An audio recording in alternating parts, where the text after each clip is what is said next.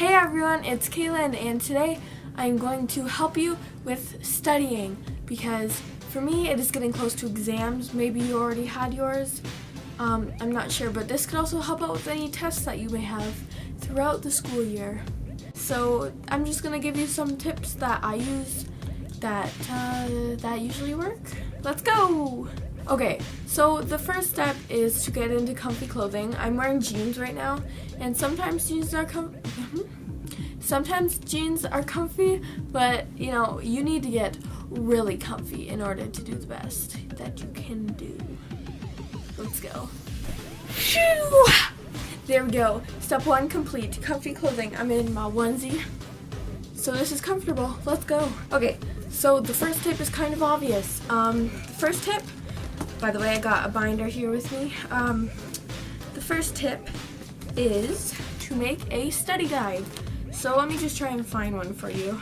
So there's a test here, but behind it there's study guide. Okay. So you just take is that even a study guide? Okay, there it is. So this was for biology, okay? So you just take important information and you put it all down on the page because it's a study guide, obviously. And make sure you limit yourself to what you write because it's hard to remember stuff sometimes. So try to not write huge paragraphs in your study guide unless that's what helps you. I usually try to keep it down to just points and include diagrams because they help, especially in things like science and pretty much just things like science.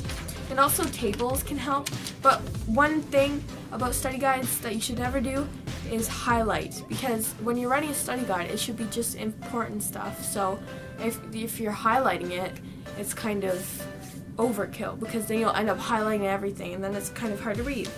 So that's something I've noticed. I do that a lot and then I'm like, oh, why did I even do that in the first place? So the next thing, once you have your study guide, is to get a snack, because I personally have a hard time focusing on doing something unless I have a snack. Is this just me? Because snacks, yes, food, yes.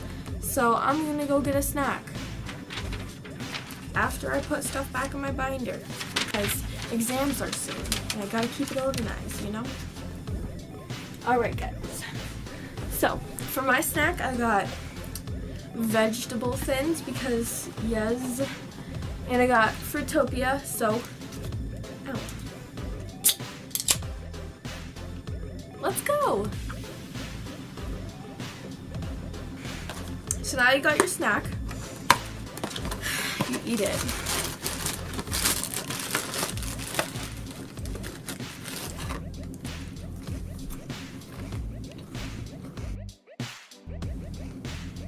I think they're stale.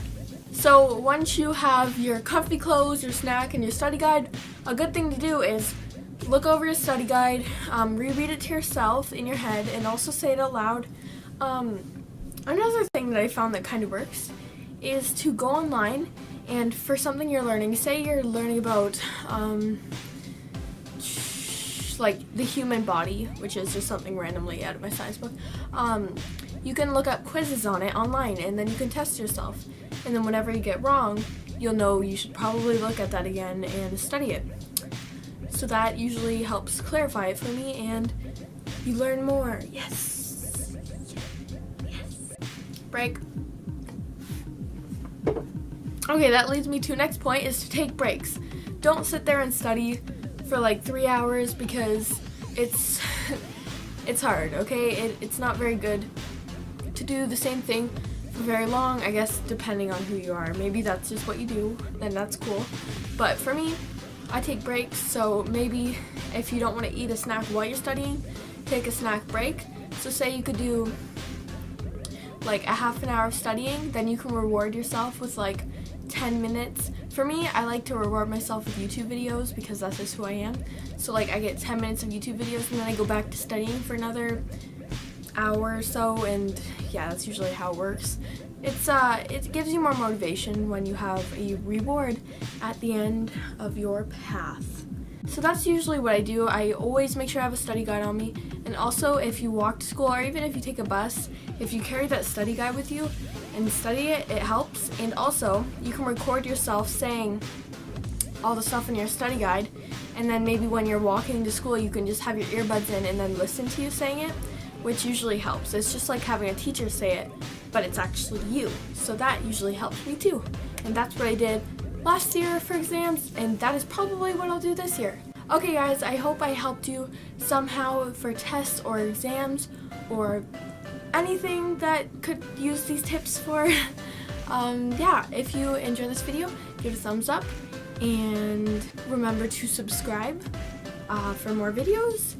And yeah, I'll see you next week. Bye guys. I love you.